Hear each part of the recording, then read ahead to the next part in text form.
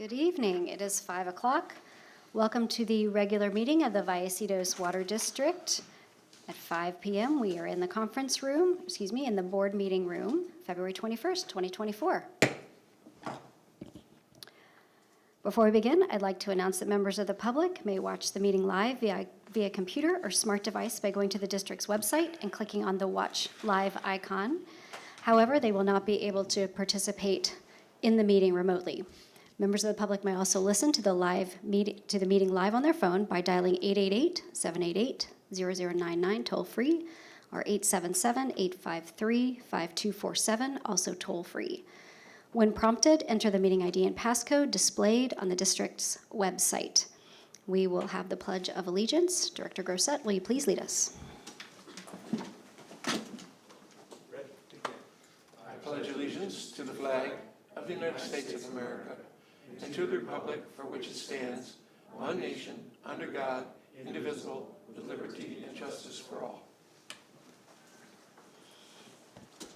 Thank you. Roll call. Please indicate you are here. And we are all present. Thank you. Do we have any additions to the agenda? No, we do not. Okay, thank you. May I have a motion to adopt the agenda of the regular meeting of February 21st, 2024? Motion made by Vice President Pinnock. May I have a second? Second. Seconded by Director Elitharp. Please vote. The motion carries unanimously. Thank you. Do we have any public speakers? We do not have any public speakers, ma'am. Okay, thank you. Moving on to consent items. Is there any discussion about any of the items on the consent calendar? Okay, may I have a motion to approve the consent calendar as presented? Move to approve. Thank you, Director Hernandez. May I have a second? Seconded. Okay, thank you, Director Grosset. Please vote. And the motion carries. Thank you. Moving on to action items. The first action item, 2.1, Professional Services Agreement, Amendment Number 3, Approval and SCADA Integration Services Professional Services Agreement Award for the Meadowlark Water Reclamation Facility Conversion to Sodium Hypochlorite Project. That is a long name. I will turn it over to Jason. All right. Thank you. Yes, it is a large project name, but a very important project. So good evening, Madam President, members of the board. Happy to present this item to you tonight. Normally, this presentation would be given to you by Senior Engineer Ryan Morgan, but he's enjoying a much-deserved family vacation, so I get the honor of presenting this item to you tonight. So the item for you to consider is the approval of a Professional Services Agreement, Amendment Number 3, and the award of SCADA Integration Services Agreement for the Meadowlark Water Reclamation Facility Conversion to Sodium Hypochlorite Project. Hopefully I can say that all right and I don't stumble on that in the future. But I wanted to point out that this item bundles two actions under one item. And so you'll see that a lot with our engineering projects. We have multiple actions sometimes under one umbrella of a CIP project because they're related. So we do that for the benefit of the board. It's efficient. But the board can always act on these actions separately. It's at your choosing. So the board is aware that at Meadowlark Treatment Plant we do use 100% chlorine gas in the disinfection phase to produce recycled water. That's to meet state regulations, Title 22 regulations. This particular project is going to replace that chlorine gas, which is an acute hazard, not only for our staff but also for the community at large, with bulk sodium hypochlorite, which is basically bleach. And that's the conversion that we're talking about in the title name of the project, converting from chlorine gas to sodium hypochlorite. This is an operational priority for the district. It's going to eliminate several specialized safety programs and permits that we have to budget for, and we're very excited about finally getting to where we're at, where we're ready to do that. In October 2021, the board did award a professional services agreement with Consor for design and environmental services for this project, and that was an amount of about approximately $422,000. Since that time, The board has authorized 2 amendments to that contract. Those are detailed on page 39 of your board packet. I can go into more detail with those if you choose. The completion of the design for this project is a tactical initiative this fiscal year, and Ryan and his team are very close to meeting that goal. In fact, we should be taking this project out to bid in the next several months. As we've been closing in on the design, his team identified a benefit to the project by adding scope to Consor's contract, and I want to explain what that amendment is. So you may recall back in June of last year, we completed what was called the Meadowlark, I have to get this right, the Tertiary Structural Rehab and Repair Project. And what that was, that project was about 8 tasks in the tertiary phase of the plant, right? In that tertiary phase, which is where we produce recycled water, there was a number of rehabs and repairs that needed to be made. One of those was rehabbing the tertiary influent chamber. And we couldn't do that because you may recall there were heavy rains last year, and we couldn't isolate that particular part of the plant. And then we ran into summer. That's when the production of recycled water increases. So again, our options were to delay doing that work by like 8 months, or to pull that out of the contract and close out. And that's what we decided to do. So we pulled that component out of the contract. I believe it was a deduct of like $305,000. And then we created a whole new project because that work was important. And we created a separate project, which the board approved on June 30th with all the other slate of CIP projects. And so as Ryan and his team were working with Consor, they realized that as part of the conversion project, that section of the plant was going to be offline anyways. So they said, hey, let's bring that work, the scope of that work, into the umbrella of this conversion project. It eliminates the administrative costs of having to take out a separate project. You get a Consor on board. They absorb the liability. They share that liability now with us by bringing it into their design. And then you get an economy of scale, hopefully an economy of scale savings from the contractor by bringing this additional work in, as opposed to piecemealing it out. And that's really what this Amendment 3 is. So Consor did give us a proposal for $79,477. That scope of work, and it's not just the rehab of that influent chamber, there's some other things related to that, but it's detailed on page 40. I can go into more details if you want, but hopefully that clear and explains that component of this item. The second component is, again, as we're nearing the completion of the design, we reached out to Enterprise Automation to get a proposal on SCADA integration. Now, you may recall SCADA is the real-time remote monitoring, analyzing, and control of process equipment. And as you might imagine with this project, with the monitoring and dosing and injection of disinfectant, you need that SCADA control. I don't know if you've been to the plant, you've seen where Matt and his folks are staring up at those colorful screens. They're monitoring the levels, they're controlling the valves and all those components. So this project has that component to it. So we reached out to Enterprise Automation. They're our preferred integrator. So they were instrumental in developing our SCADA master plan, which falls under the umbrella of IT. They've written the programs. They're very tight in the cybersecurity component of SCADA, and so that's who we reach out to help us with this type of work. The scope of their work is going to include providing hardware, software. They're going to test and commission the work that the contractor is going to do. And they're also going to build the PLC for this project. So they've got a detailed scope. Again, it's outlined further in the memo. We can go into that if you want. But that's the crux of what our proposed agreement is with Enterprise Automation. So they gave us a proposal for $254,293, and that's the second component of this action item. So the total budget on the project is $5.6 million. We've spent about $1 million to date. Project has been around again since 2017 conceptually. Obviously, with board action in 2021, we're now making real progress on it, and here we are. We're getting close to that bid phase coming up.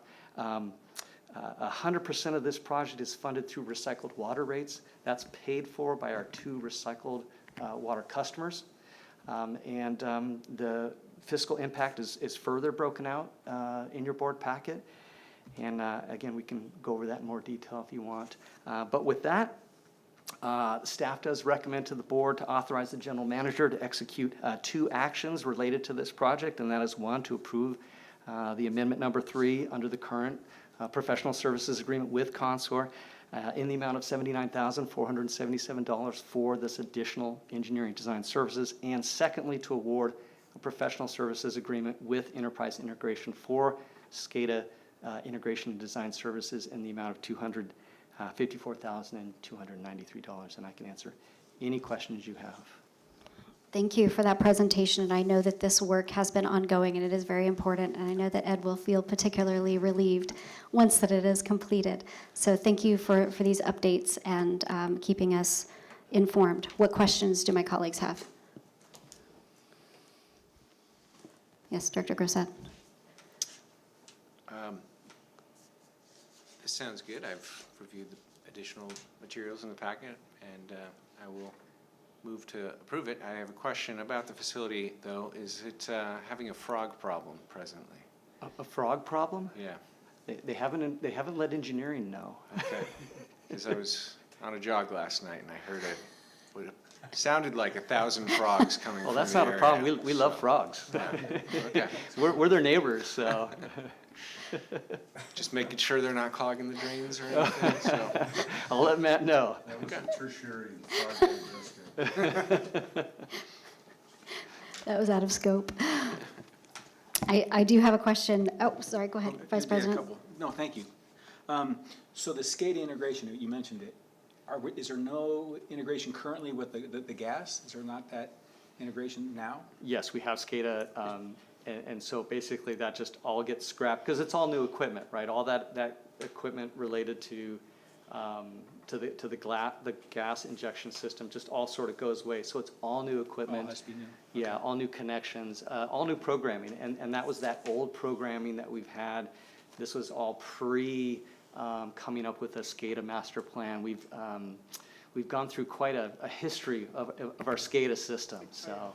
So yeah, the board's going to see through different projects and also through the budget process an increase in SCADA. Our existing SCADA system is not sustainable in the long run, no longer supported. We're moving over to a modern system that provides a lot more functionality, a lot more reporting, and a lot more basically integration, and it's expandable. It's not Probably locked up. security as well. That's the main component of it. Thank you. With that, there's going to be a high level of expenditures in the next several years, but the operational costs after will be significantly less. So talking with our, with Matthias, he basically indicated to me that you're going to see a high level of SCADA integration, SCADA costs in the budget over the next several years, which was already started. It was approved by the board for this current fiscal year. And then the payback is a system that's expandable, modular, and higher level security that will take less maintenance and less cost to operate. Our current system, we have to have Band-Aids on it. It's an older architecture, and it doesn't provide the same level. Gotcha. And then training, I mean, there's got to be some training then. Does that cost include training? Yes, it does. It does. The EA scope, Enterprise Integration, their scope includes training. Oh, it does? Okay, good. Yeah, it's part of that That's scope. awesome. Cool. And then you mentioned eliminate some safety hazards, and that's some cost savings. Is there any numbers of those cost savings? Is that just based on individuals or certain regulations, or what is Yeah, that? I'd probably ask Ed to chime in on that. He that falls under operations, He's but a I know. big safety guy. Well, yeah, I mean, he has the hazmat training that we do and all those permits and staff that has to support that. Because that's one of the reasons we're doing this, my understanding, is for safety. It's the biggest reason. Okay. So the district's had its own hazardous materials team since 1991, and that requires annual medical with all of the teams. So you have to go in for a full physical, and it's beyond like the physical you would get just to start working here. It's very in-depth. So we pay a lot of money for that. We train all the time, which takes up a lot of staff time. We have some very expensive equipment. And the reason the district did that is because of the chlorine gas. Our closest hazmat team is San Diego. The HURT team, and imagine if we have a problem during heavy traffic time. You know, during rush hour, they're not gonna make it here. So we've trained our own team. Out in the yard, we have our trailer that's ready to go with all of our equipment. So there's been a lot of money and a lot of staff time invested in this. One of the regulatory requirements, the risk management program through the federal government, that has to be maintained. That takes a lot of staff time. And there's other programs, CalARP, which is California, something release plan, I can't remember. But CalARP is another one we have to provide constant updates to. It takes a lot of staff time. We get inspected. So this removes, the biggest thing is it removes an acute safety hazard. It is the only thing that can immediately endanger life and health to our employees, and the only thing that's acute hazard that could actually leave the plant. And then So- it eliminates the cost of that ongoing training now? Because Yes, we're not using in that? fact, our hazmat team will be dissolved finally. Since 91, I'll be very happy. I might have to throw a little party for the team after hours. In a white suit? It's been, yeah, I can tell you, I've been in a level A moon suit many times in my career, and it's not fun. Well, great, no, just, I mean, the safety feature alone for that just it allows you to sleep at night. It's huge. When I started here, we had 5 sites with chlorine gas, Yeah, and we're down to 1, so I'm happy to see it go away before I retire. okay, good. Well, so if we keep that around, then you won't retire. I mean, No, I'm gone. Thank you. He may No, retire no. earlier if we keep it around. Thank you. And just one last question, if it's Yeah, go okay. Where did I had a note here? 100% paid by recycled water. So with these upgrades, are our rates going to increase to our recycle water customers? Yeah. I can take that, yeah. Maybe James can So, explain the yeah, so structure. the way it works is when we capitalize an item, then that facility has a life, you know, whether it's 10 years, 20 years, and we depreciate that and we add that to our recycled water rates. So they're not paying for it directly as writing a check, but when they purchase recycled water from us, they pay it over time, and we collect that depreciation over time, including, of course, the appropriate escalation through inflation. We're actually in the middle of renegotiating a new type of agreement with both Carlsbad and Livenhain. Those are the only two customers we have. Those are the only 2 customers we have. That's gonna be a more traditional take or pay. So when we do that, we do an internal cost of service to make sure we bear all of our costs. And now some of that risk is on the district, so we have to add in some safeties and come up with a new take or pay rate. That's something that's gonna take a little while to develop, but the board will get involved at the appropriate time, because at the end of the day, the board needs to approve any agreement between us and other agencies, so. So that'll be forthcoming, probably still some time dealing with 2 agencies, it takes quite a bit of time. Thank you. No, as always, thanks for the explanations. Thank you. I have a couple of questions. So I know that we budgeted $5.6 million for the entirety of this project, and I know that we typically budget fairly accurately for things like this. We have spent 1.3 so far, and I'm looking in the board packet, it says construction contract is TBD. Do you anticipate that that will eat up the bulk of the balance that we, you know, between the 1.3 and the 5.6 in the budget? Or do you think that we might come in under, I'm asking you to look into your crystal ball, and or your magic 8 ball, and also just sort of get an idea of what you think we're gonna land at. Are we gonna stay within budget, do you think? I'll be honest, I think we've added some things, Mm-hmm. like we're adding the scope of the rehab from the old tertiary Mm-hmm. projects we're adding. So our construction estimate's probably gonna go up. Mm-hmm. I think right now the estimate is 4.8 million, Okay. so that'll push us over probably, I think, by 500,000. We're in the budget season now, as you know, and so we'll be really scrutinizing our consultants. Hey, give us an estimate. What are these updated estimates? And we'll be updating those and then probably adding budget. Timing-wise, you could see this project in construction coming to the board for award and asking for an increase. It's almost like at the same time that we would make an internal adjustment for the board, for the, you know, through the budget. So we'll kind of see where that falls. But my guess is it's actually probably going to go up a couple 100,000. Yeah, okay. And just to add to that, there will be a small offset since we're the existing tertiary influent channel was a completely separate project, and now we're not going to spend any expenditures on that. So that project is a current CIP that's been budgeted, which will have zero expenditures. However, majority, if not all that money, will be spent on this project. So we're really just moving that pile from one project to another. So there will be some offset, not a complete, but there'll be some offset. And we could actually, if we come back to the board to present this award, at least identify what that offset is. It's not material to this project itself, but to the whole budget. Okay, thank you. And regarding the hazmat, it sounds like we are going to be dismantling our hazmat, but my thought was, if we're the only hazmat team around, is that a potential source of revenue? Could we farm out, could we form partnerships or something like that? And no, okay, No. okay, Our team's trained specifically for chlorine gas, okay, and you definitely would not want to put them in harm's way in an environment they do not know. sure. So we train on our own facilities. And only service our own facilities? Correct. So, Gotcha. yeah, it's an extremely hazardous job, and I think that's why you only have one hazmat team for the entire county. It's a very dangerous job. Gotcha. Okay, thank you. Thank you for clarifying. Any other comments or questions? Okay, do I have a motion to approve amendment number 3? Motion to approve. Thank you. Do I have a second? I'll second that. Okay, thank you, Director Elithorpe. Okay, if there's no further discussion, please vote.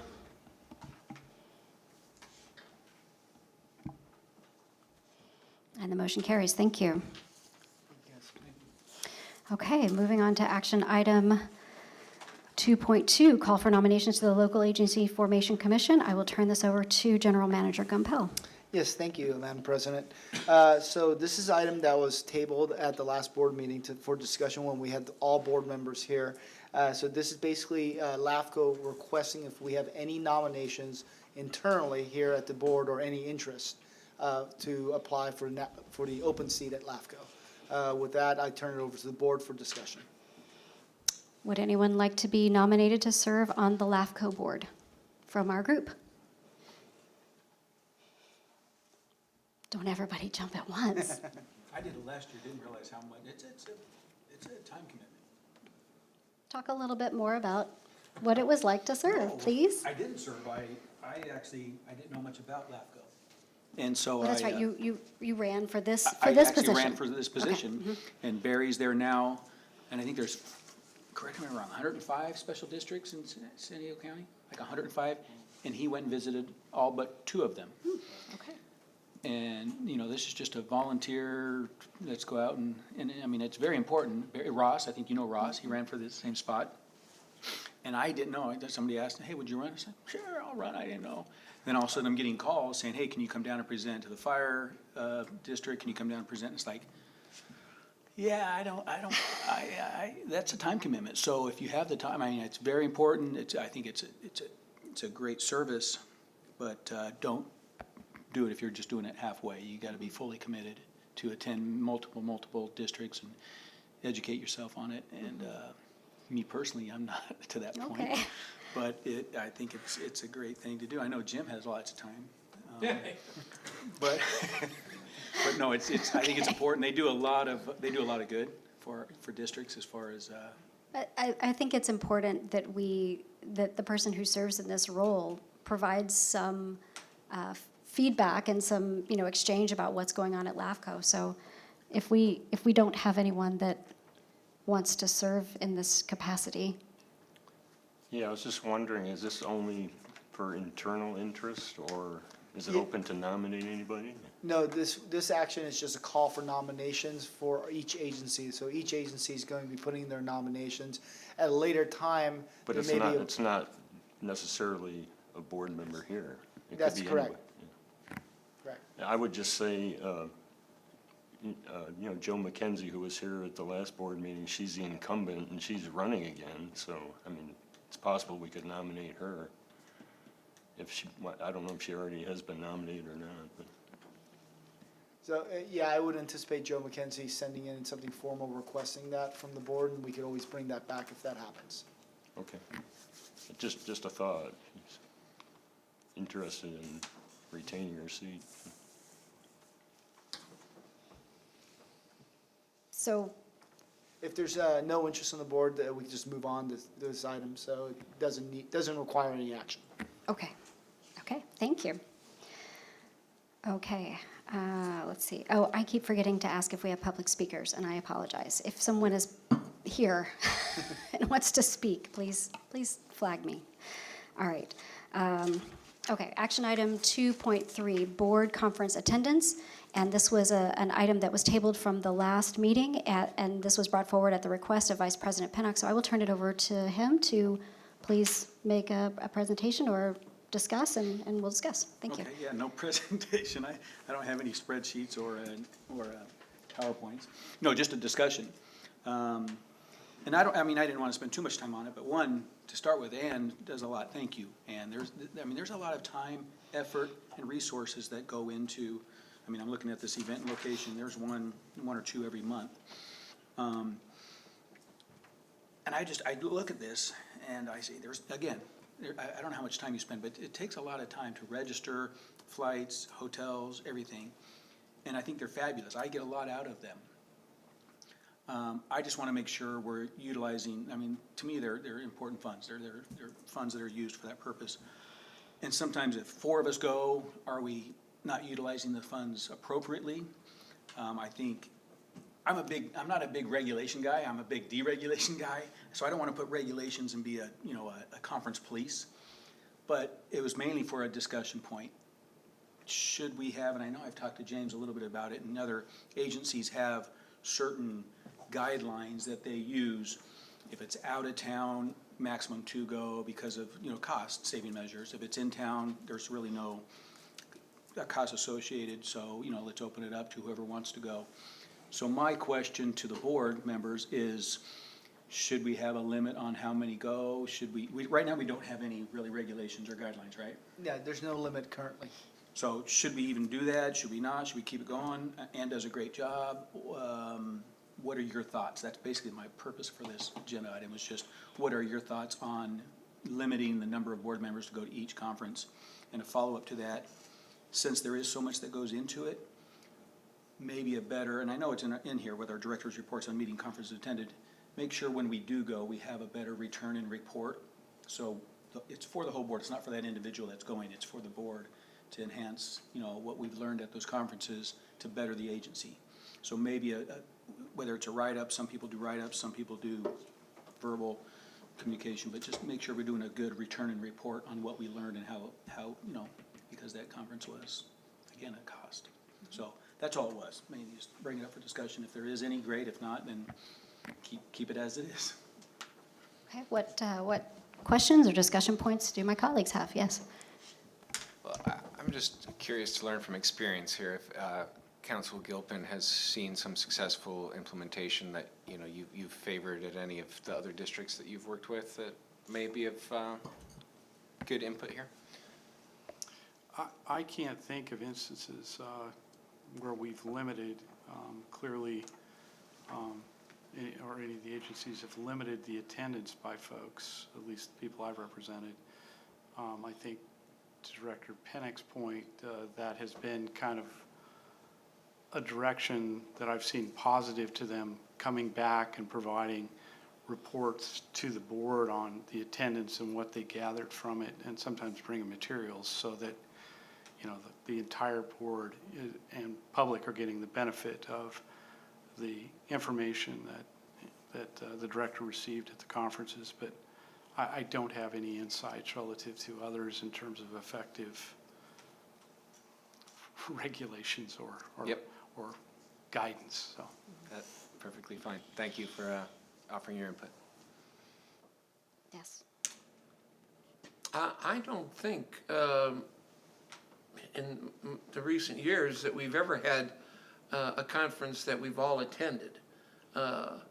Perhaps 2 or 3 of us, but never 5. I looked at my conferences in last year. 3 were out of town, 2 were in town.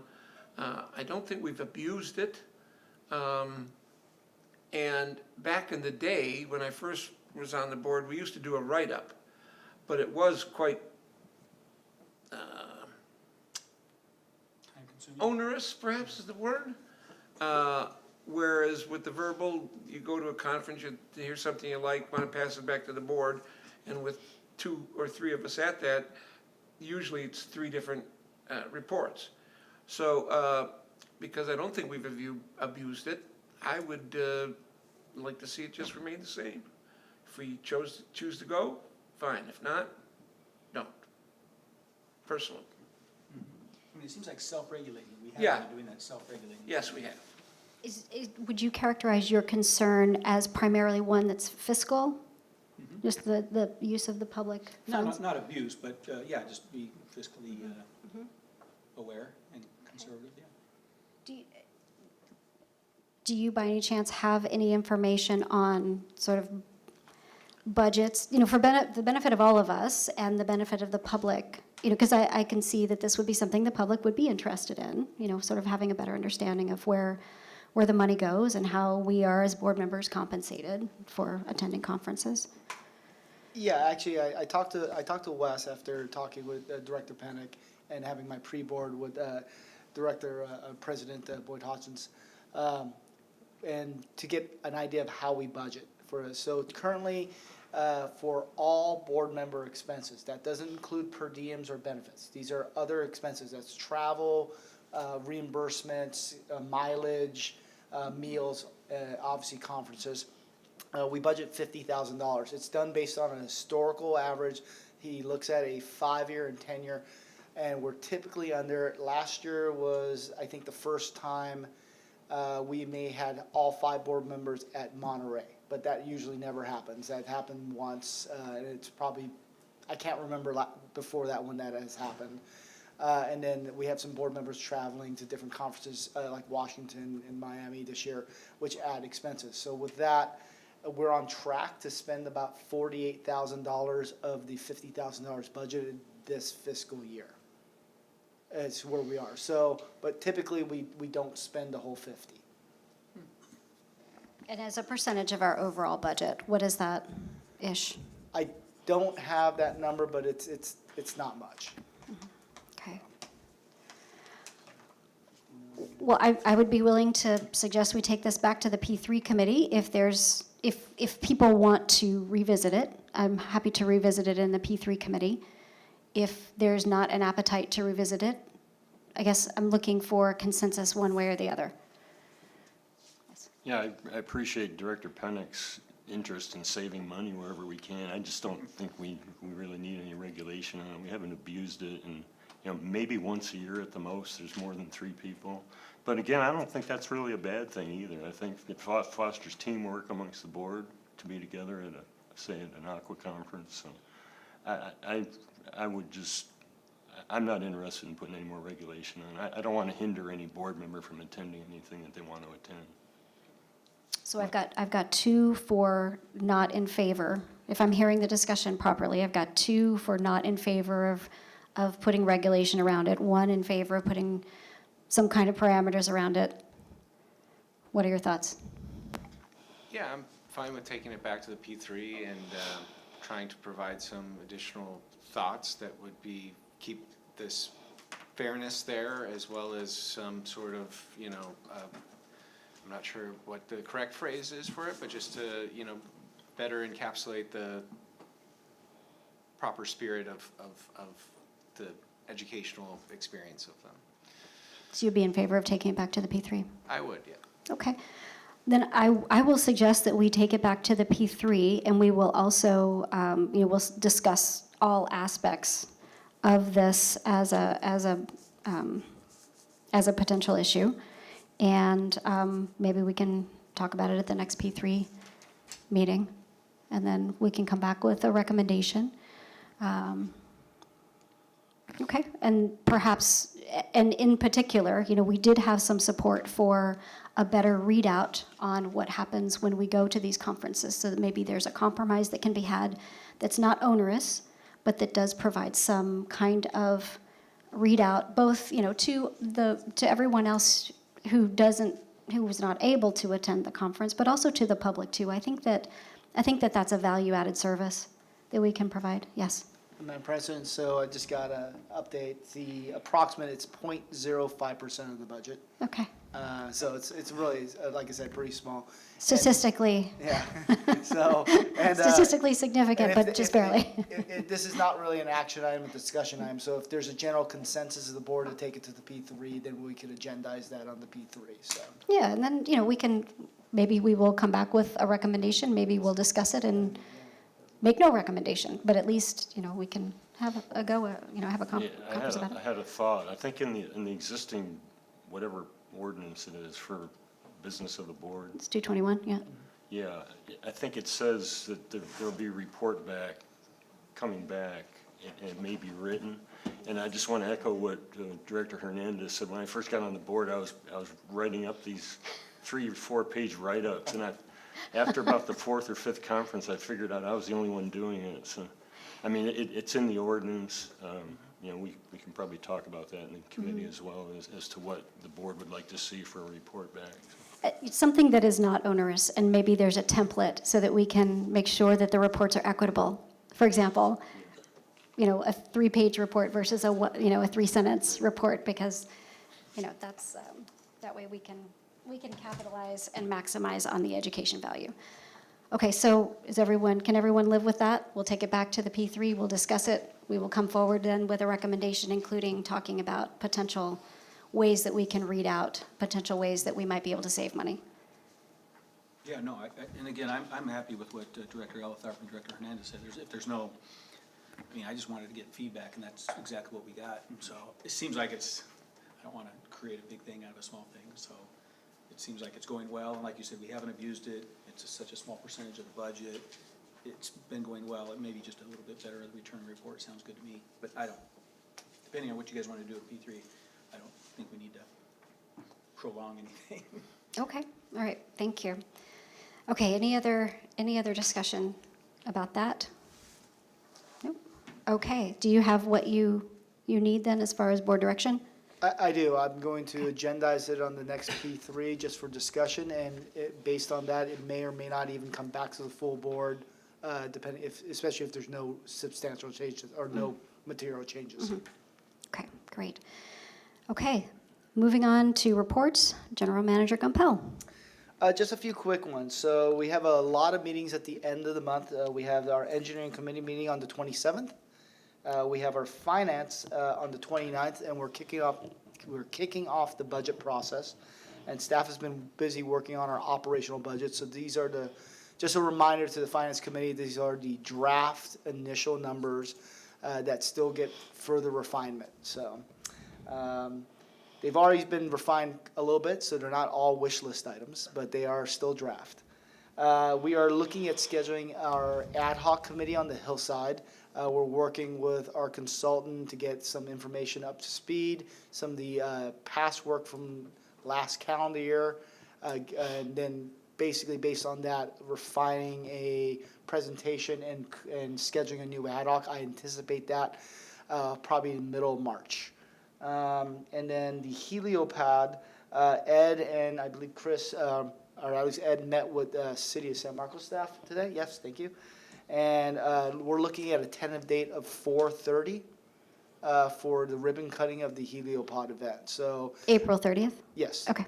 So basically with that, the next day is Wednesday board meeting. So it'd be a Tuesday before the board meeting. Where is that? It'll be at our tank site because that. So this is for the fire with the open. Yep. Okay. Yep, and obviously we're, right now, I think, and Ed, you could jump in and correct me if I'm wrong, I believe we're all done from our side, we're really waiting on the county and maybe the city, is that correct?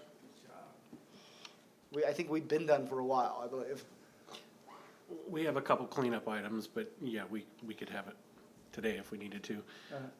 It's actually, the county kind of kicked it over to the city, so we're waiting on them to either purchase or build a windsock, because the helicopters need a windsock. Has to be lit up at night so they can see if we're doing a firefighting at night.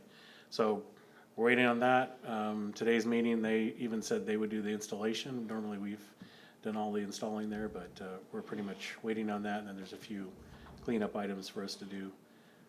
But yeah, we're pretty much good to go. So Send Jason down to Stillman from Palomar Airport. Yeah, he could. So the district is going to take the lead on this ribbon cutting. So this will be a district event. The district will take the lead, and it'll be attended by city fire, and county at minimum. So, Yeah, and CAL FIRE be there, and we're working on actually trying to have the CAL FIRE helicopter come in and do a trial run. So pull water out of it and then pretend to put out a fire somewhere, which probably be on Jason, so. yeah. There's something going on here. So we're gonna light Jason on fire, but we'll have. No. It is Engineering Appreciation Week, so, you know, It is Engineers Appreciation Week. And we'll still have the hazmat team at that point still too, so. And my last item, just an update, is Encina experienced a cyber attack, some ransomware. We don't have the details on that, but I've been working with Matthias on some of the items to make sure, with very minimal to no knowledge of what happened, to shore up our systems. I've been assured by Matthias that we're, as far as from a protocol standpoint and best practices, we're in good shape. But it did give us a reminder to check our security, so that completes my report. On that? So Do we have a cybersecurity insurance? I believe Aqua JPIA has something for that, but I don't actually know. I can look that up. Yeah, I can say, in attending the last JPIA board meeting, they do have an extensive program with a lot of requirements that you need to install in order to get the insurance. Oh, really? Yeah. Yeah, I just don't recall if we've met all the requirements, but we could, I'll double check on that, report back. Oh, here comes Matthias. Okay. Extra. Now the real expert. Good you go. evening, members of the board. We are currently members of the JPIA, and we pay into a cyber liability policy. In the event that there is some kind of an issue, ultimately, all rates do go up. Members of the pool at some point will have to end up paying their fair share, and hopefully, the less incidents we have collectively as a group, the less we pay. Cena's not part of that group, right? No. They're with the CSR. Yeah, CSR. Okay. That's good. Hey, thank you. Thanks, Matthias. You're welcome. Anything further, General Manager? No, that concludes Okay. my report. Okay, thank you. District Legal Counsel, Jim Gilpin. Thank you. James's comments just flared something in my mind. For the Hillside Committee, you're going to need to look at surplus property because the laws have changed substantially since the district went through the process of declaring that property surplus, I think in 2017, if I remember correctly. But so that if you're going to move forward with listing it, there will be a process. The state has changed the regulations relative to the sale of surplus property related to providing properties for affordable housing and or environmental open space. And so they put restrictions on school districts, folks with large holdings of property, because in the past, for example, the San Diego Unified School District had a lot of real property holdings, including commercial, that they all dumped for surplus. And so affordable housing advocates, environmental groups, et cetera, have, had the law changed. And, we do have this housing crunch. And so they've put further restrictions in terms of offering it for affordable housing and things. So we will have to relook at that on the Hillside piece. The other question I got from James Campbell, Jim Campbell, was relative to director compensation in comparison to how city council people are compensated. I can tell you, unfortunately or fortunately, you're governed by a different set of laws, and the laws that apply to special districts, specifically the county water districts, which Vallecitos is, don't allow us to offer a monthly stipend in lieu of a, per meeting per diem. The city council people do get a salary, and that's set by statute based on the size of those cities. So there's just certain legal restrictions that apply to us that don't apply or apply differently to the cities. So we're restricted by that. So that's all I have. Okay, thank you. San Diego County Water Authority. Yeah, the Water Authority's holding their February board meeting tomorrow, so I'll be in Kearney Mesa all day tomorrow. Okay, thank That's you. all I have. We look forward to your report, written or otherwise, from attending that meeting. Encino Wastewater Authority. Yes, we had our capital committee meeting this morning. We had the capital project status update report. On the design side, they had the primary sedimentation basin repair and also the odor corrosion control improvements. And on the construction, they're finishing up the HVAC improvements and roof repairs and the digester improvements and the motor control for the pump mixers. Also, we took a look at the tactical plan relative to the maintenance of infrastructure, the proposed resource recovery, and the optimization for performance. We then had item 6, the electrical vehicle charging infrastructure. Apparently Gas and Electric, San Diego Gas and Electric has 2 options. They will help pay for the infrastructure, and the agency only has to buy the electric vehicles, 2 of which we have apparently been approved for, and the charging station itself. $200,000 to save 20. I voted no. It passed 4-1. And that was primarily the capital committee. Okay, thank you. Any standing committee meetings? Okay, directors' reports on meetings, conferences, and seminars attended. Attended the One Water Council meeting along with President Boyd Hodgson.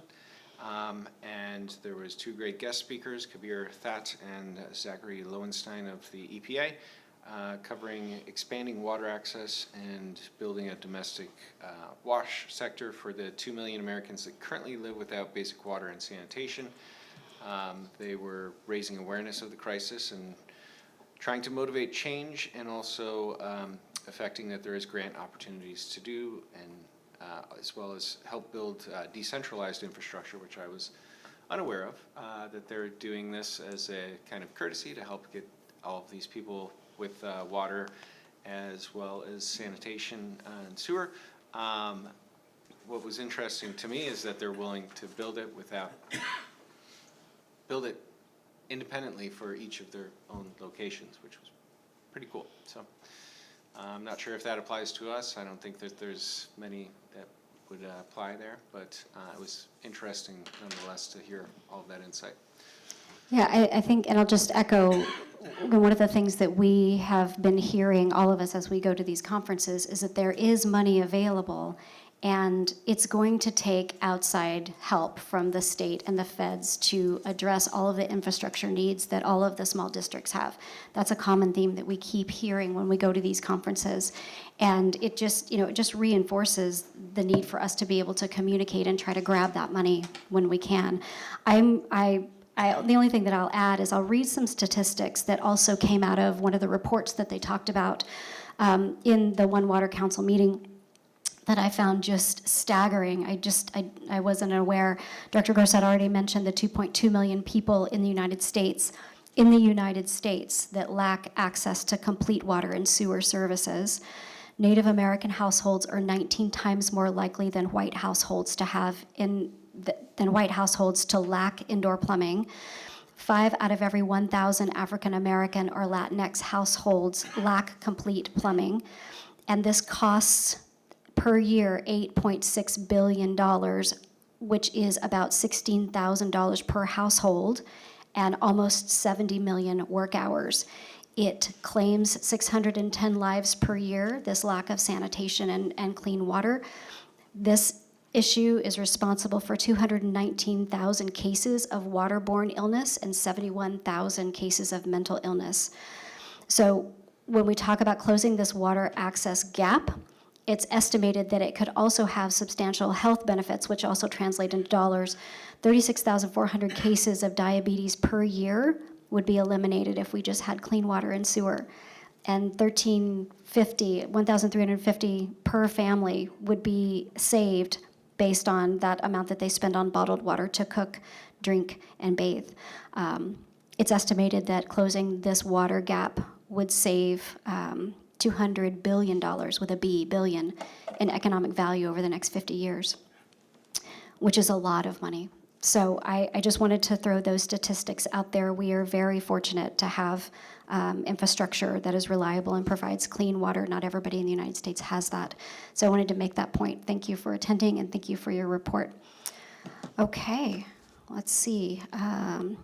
Directors, oh, I'm sorry, yes, Director Hernandez. I attended the CSDA quarterly dinner, and there was a speaker from the Registrar of Voters that went through the whole process and who does and when you can go and how you can vote and everything.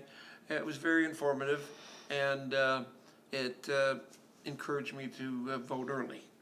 They want you to vote early, but you can vote by mail, of course, and everybody got a ballot, I understand. And so I already made my vote, and so I'm in the game. Wonderful, yes. March 5th is the primary. Please vote. Okay, any comments, future agenda items? Well, just a report on that as well. Oh, I'm sorry, yes.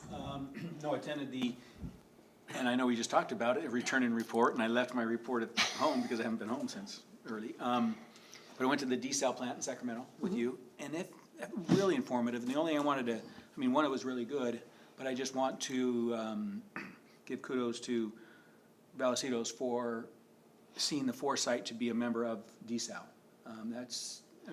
The desal plant, now Poseidon, now it's called Clearwater or something. It's known as, a really good example of desal plants in the Western Hemisphere, actually, all up and down the coast. They have found out that after 5 years, and they've produced, 110 billion gallons of potable water, there is no effect to sea life. It was a big concern. There's no effect of sea life, there's no effect of brine, it's working well, and that we are one of the only customers in San Diego County as part of that. I think 25% of our water we get from desal. And I know it's more expensive, but it's just, there's a foresight there. That's the biggest reservoir in the world, right out there. And we're using it and we're supporting it. And it's just, it's a shining light to other desal plants. And so I want to say thank you, whoever had that foresight to become a member of or become a customer of Poseidon. And it was a great conference. I'm trying to think if there's anything else. I had some notes, and I'm going to have to do a report on it, write it up, maybe a 3 or 4 pager, and bring it in. But besides that, just I think that is important. It's just continuing to support desal. There's pros and cons, of course, and it was a great conference because they had both sides there, talking about the dangers, the concerns, the environmental concerns, as well as the benefits. And you can take whatever side you want, but it sounded like the consensus was there's definitely a need, and we're trying to find out the best way to desal without having any effect on sea life. And there's definitely ways to do it. It's just now it's making it more affordable. So great conference. I agree, and one of the points that I felt like was being made is that desalinating water is one of the full package of resiliency that everyone is working toward. And I've attended this conference in the past, and it seemed like with this time around, there was more of a concerted effort to talk about the best practices and how to work with environmental groups. I thought that was really encouraging. So that there was a movement towards coming together and sharing concerns and figuring out how do we work around that, rather than the us versus them. And it really takes the coming together to solve these big problems.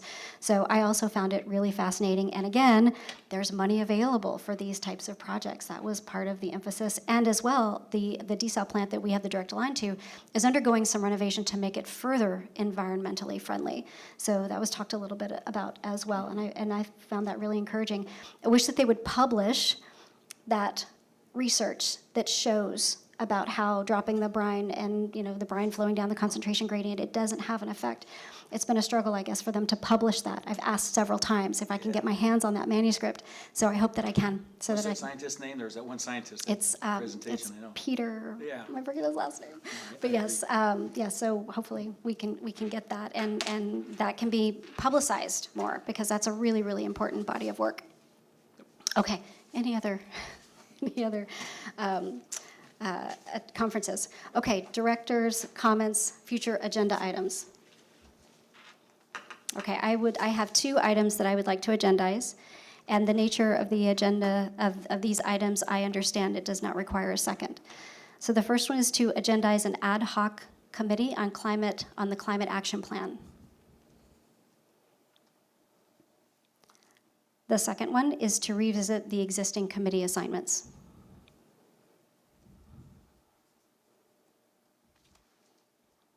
And one final comment, I have been accepted into the Climate Action Institute, Leadership Institute for the U.S. Water Alliance. I will be heading to Miami next week, and I look forward to bringing back all that information, and I will write a report. It may not be 3 pages, but I will write a report to share with all of you. So, any other comments, agenda items? Okay, if there's no further business, the meeting is adjourned. Thank you all.